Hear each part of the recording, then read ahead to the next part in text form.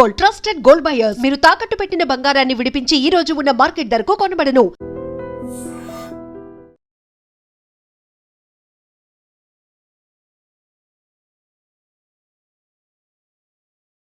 Hi hello నమస్తే, welcome back to our channel. నేను మీ వైషు. విడాకులు తీసుకునే ముందు ఈగోకెళ్ళో లేకపోతే ఎమోషనల్ ఇంబ్యాలెన్స్ వల్ల చాలామంది విడాకుల వరకు వెళ్ళిపోతుంటారు. అసలు విడాకులు తీసుకునే ముందు తీసుకోవాల్సిన జాగ్రత్తలు ఏంటి, ఎంతవరకు ఆలోచించాలి, ఎంత ఆలోచిస్తే బెటర్ ఉంటుంది వాళ్ళ ఫ్యూచర్, అట్లీస్ట్ వాళ్ళ పిల్లల ఫ్యూచర్, ఈ విషయం గురించి మాట్లాడడానికి ఈరోజు నాతో పాటు అడ్వకేట్ జిఎం రావు గారు ఉన్నారు. సార్తో మాట్లాడదాం. హలో సార్, నమస్తే. నమస్తే అమ్మా. ఎలా ఉన్నారు సార్? ఫైన్. సో డివోర్స్ అనేది ఈ మధ్య కాలంలో బాగా వినిపిస్తున్నది ఏంటంటే, కలిసి ఉండి ఇబ్బంది పడడం కంటే విడిపోయి హ్యాపీగా ఉండడం is a better choice, better option. So ఎప్పుడు కూడా రెండేదే చూస్ చేసుకోండి అని. ఏంటి నిజం? విడిపోయి హ్యాపీగా ఉండడం బెటర్ అంటారా, కలిసి ఉండి కష్టపడడం బెటర్ అంటారా? ఇప్పుడు మనకు స్టాటిస్టిక్స్ తీసుకున్నాం అనుకోండి, నేషనల్ జ్యుడిషియల్ డిపార్ట్మెంట్ అనేది వెబ్సైట్ ఉంటుంది. దాంట్లో స్టాటిస్టిక్స్ తీసుకుంటే అందట్లో highest cases are divorce cases only. Okay. విడిపోయి హ్యాపీగా ఉందాం అనుకునే వాళ్ళు పెళ్లి చేసుకోవడమే waste. Nowadays supreme court has given another opportunity like live in relationship. వాళ్ళు పెళ్ళి ఎందుకు చేసుకోవడము? లివ్ ఇన్ రిలేషన్షిప్లో ఉండి నచ్చిందా నచ్చకపోతే విడిపోతే మళ్ళీ డైవర్సీ ప్రాబ్లం కూడా ఉండదు కదా.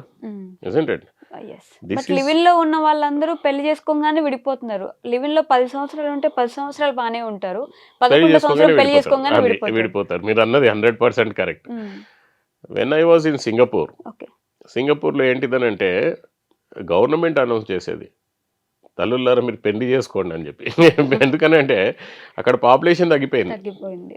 సింగపూర్లో పిల్లలు లేకుండా, యంగ్ జనరేషన్ లేకుండా ఎగిరిపోయింది.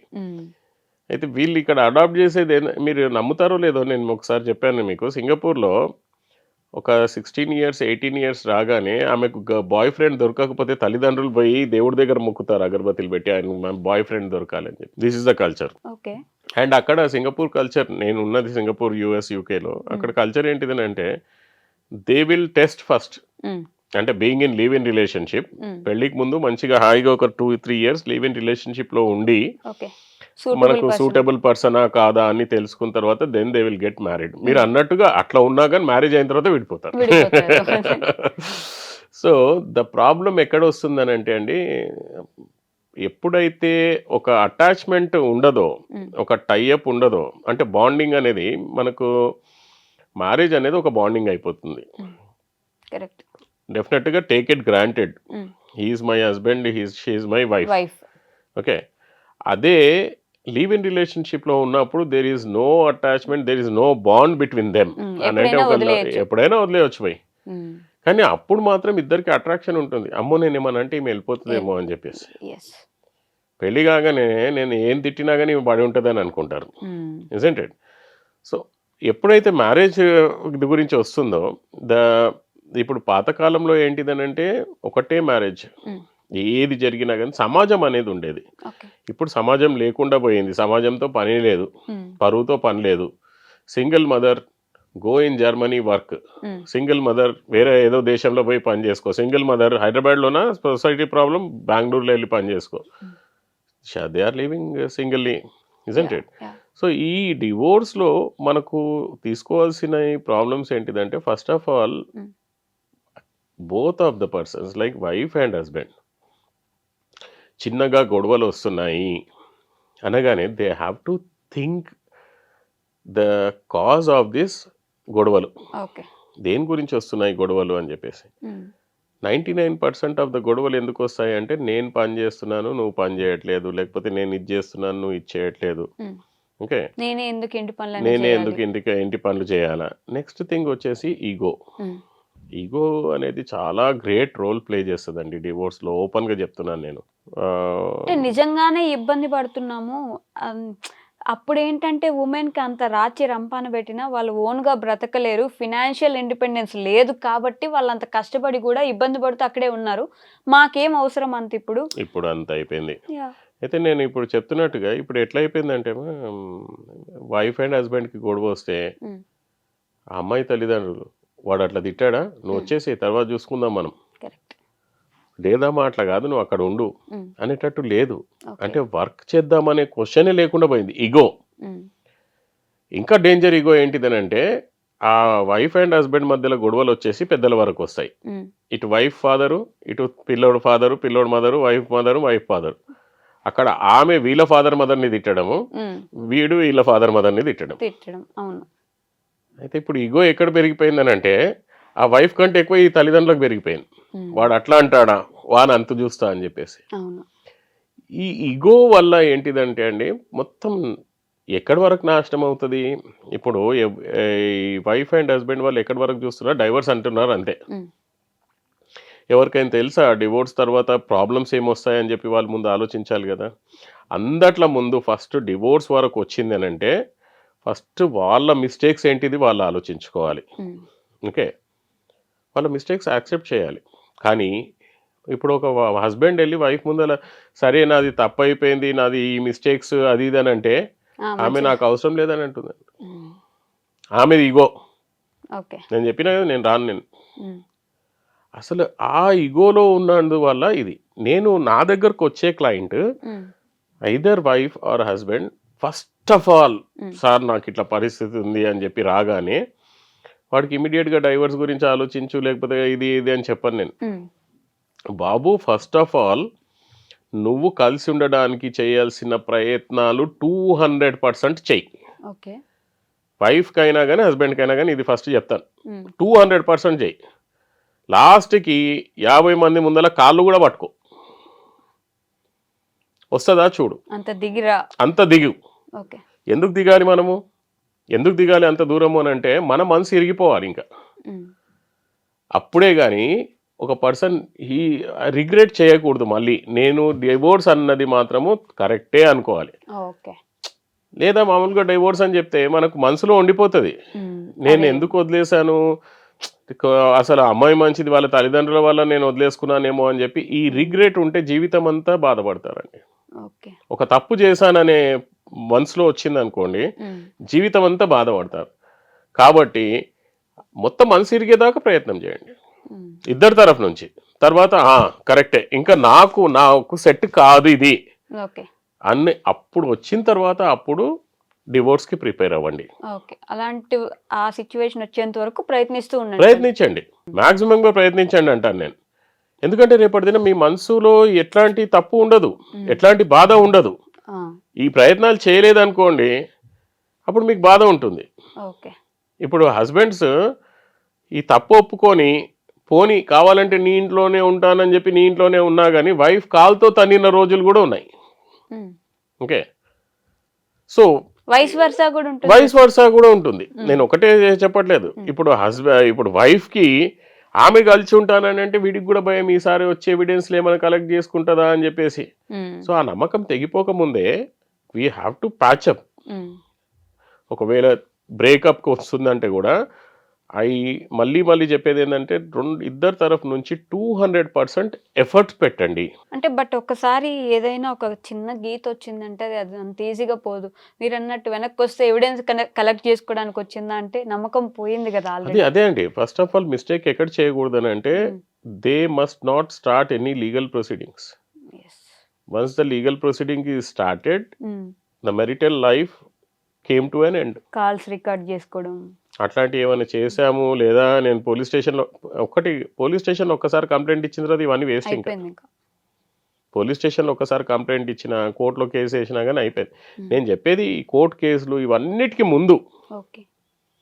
ఓకే, ఇంకా లాస్ట్కి ప్రయత్నాలు జరిగిపోయిన తర్వాత ఇంకా నా వల్ల కాదు అనుకున్నప్పుడు ఇవి ఎందుకు ఈ 200% ఎఫర్ట్ పెట్టాలి, ఎందుకు డైవర్స్ తీసుకోవాలి అనే ముందు మనం ఆలోచించాల్సింది ఏంటంటే డైవర్స్ ఎఫెక్ట్స్ ఏమి ఉంటాయి, ఎవరికి ఎఫెక్ట్ ఉంటుంది ఎక్కువగా చెప్తానండి. 2 సిచ్యువేషన్స్ మేజర్గా తీసుకుందాము. వైఫ్ అండ్ హస్బెండ్ పెళ్లి చేసుకున్నారు, పిల్లలు లేరు, 2-3 years అయిపోయింది, పిల్లలు లేరు, విడిపోతున్నారు.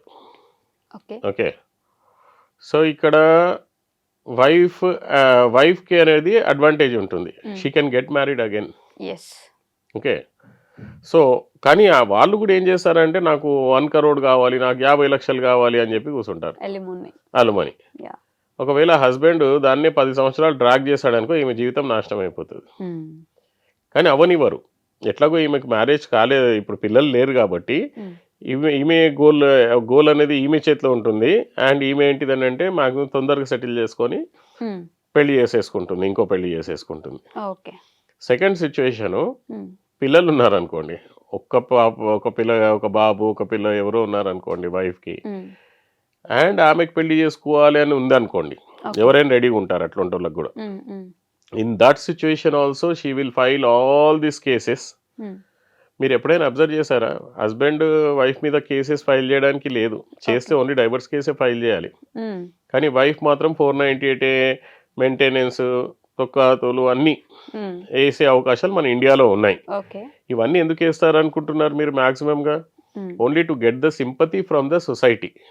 అంటే అందరూ అని కాదండి, మ్యాక్సిమంగా జరిగేది only to get the sympathy from the society that ఆడు పెద్ద ఇవి హరాస్ చేసేవాడు, అందుకే నేను బయటికి వస్తున్నాను అనే సింపతి గురించి.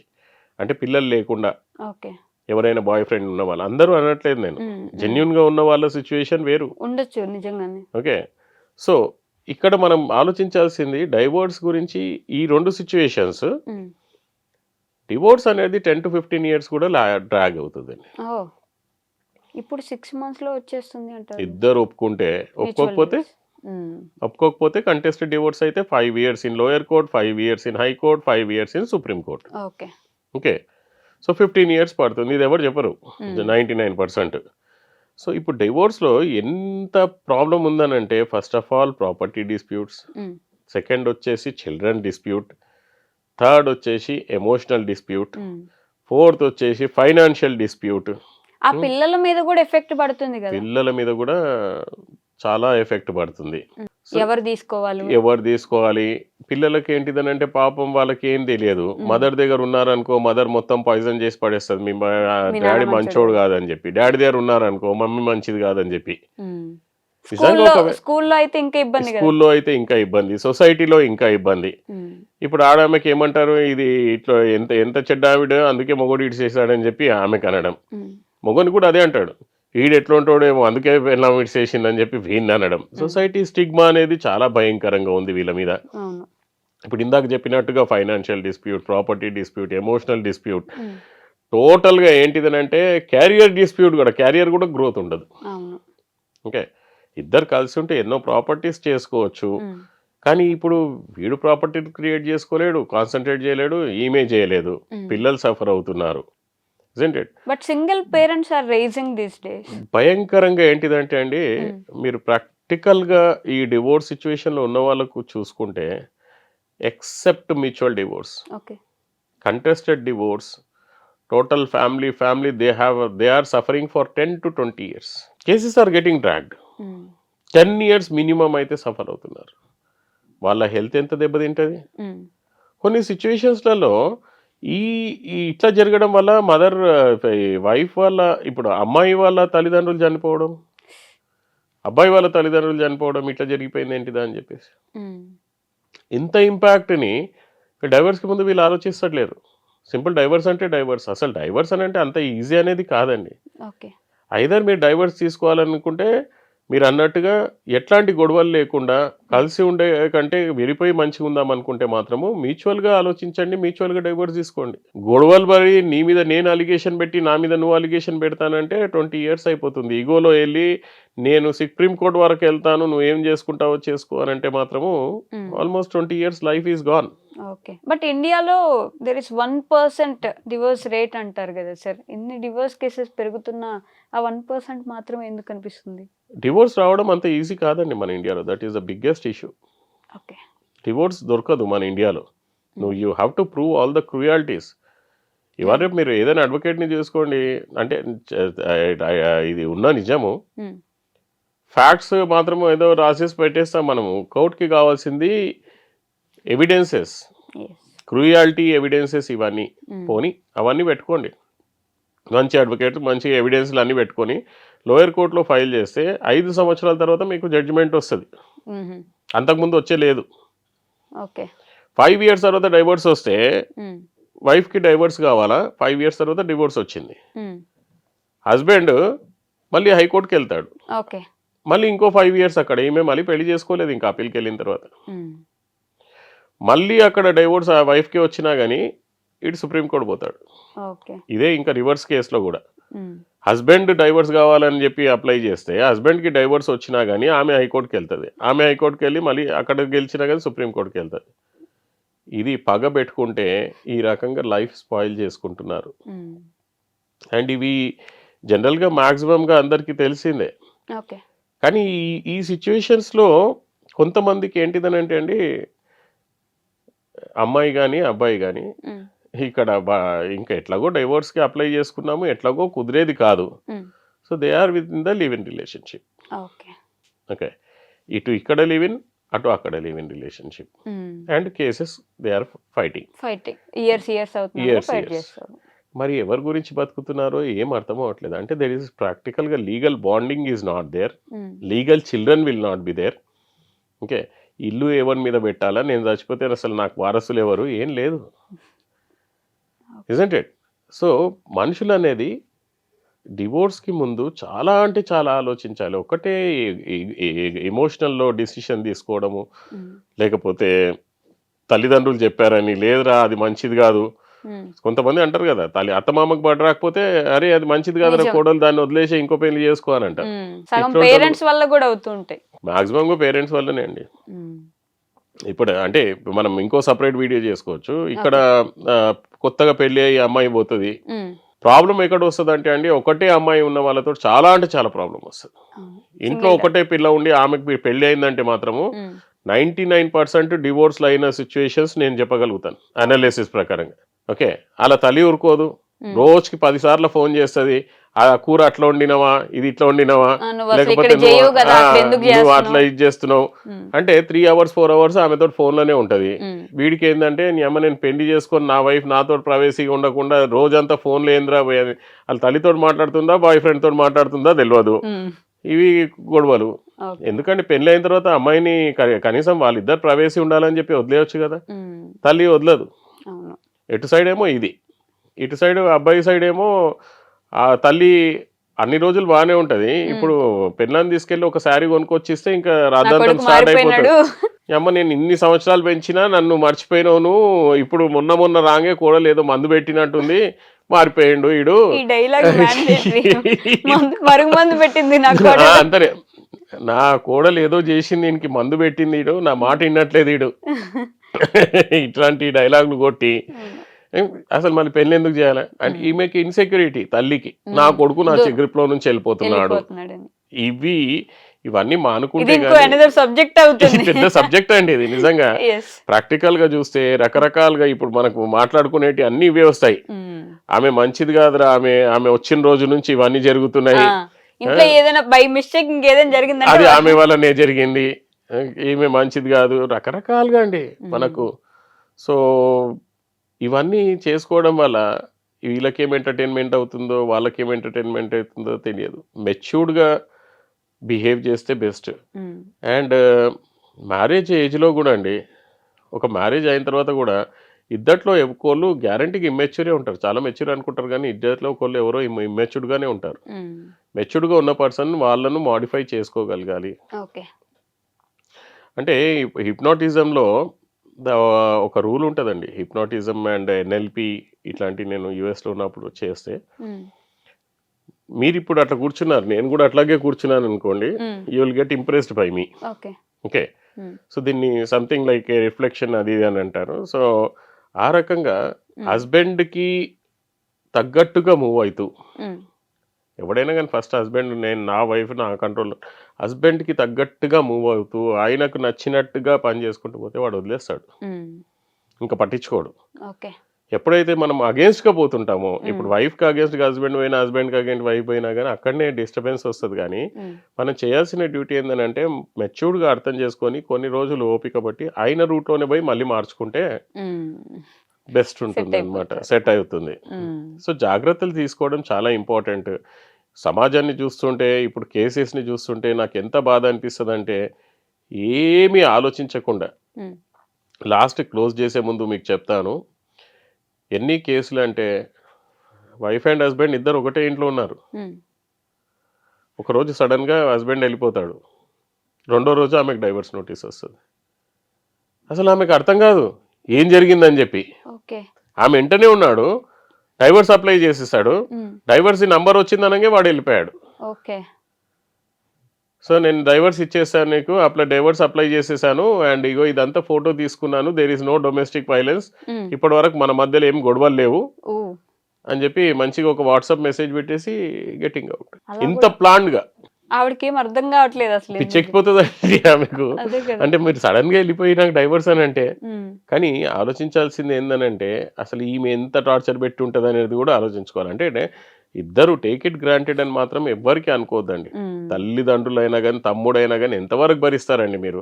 ఇప్పుడు మీరే నా ఓన్ రిలేటివ్ అనుకోండి, నేను మీకు రోజు ఒక తిట్టి ఇది అది చేస్తే ఒక రోజు నా వల్ల కాదని చెప్పి మీరు ఎక్కడో వెళ్ళిపోతారు. బ్లడ్ రిలేషన్ అయినా కానీ మీరు ఉండరు. కరెక్ట్. అక్కడ వరకు తెచ్చుకోకుండా ఉండాలి మనం. సో నేను ఇప్పుడు మేజర్గా చెప్పాల్సింది ఏంటంటే డివోర్స్ తీసుకునే ముందు 200% ఇద్దరు సైడ్ నుంచి ట్రై చేయండి. ఓకే.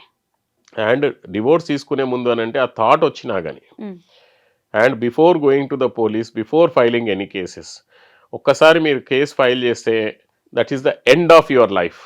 ఇక్కడ నుంచి గ్యారంటీగా ఏమంటారంటే ఒకసారి కేసు ఫైల్ చేసిందంటే దాన్ని తెచ్చుకున్నావు అంటే నువ్వు మొగడవే కావని చెప్పి వీళ్ళకంటారు. ఈడు ఫైల్ చేసిందని అంటే వాళ్ళకు ఒక ఈగో వచ్చేస్తుంది. సో కేసెస్ ఫైల్ కాకముందు మీ ప్రయత్నాన్ని 200% పెట్టండి. And in your life time, once you file the divorce, you should never regret in your lifetime. Okay. That is the closing statement. Yes. Okay, sir. Thank you. Thank you, Amma.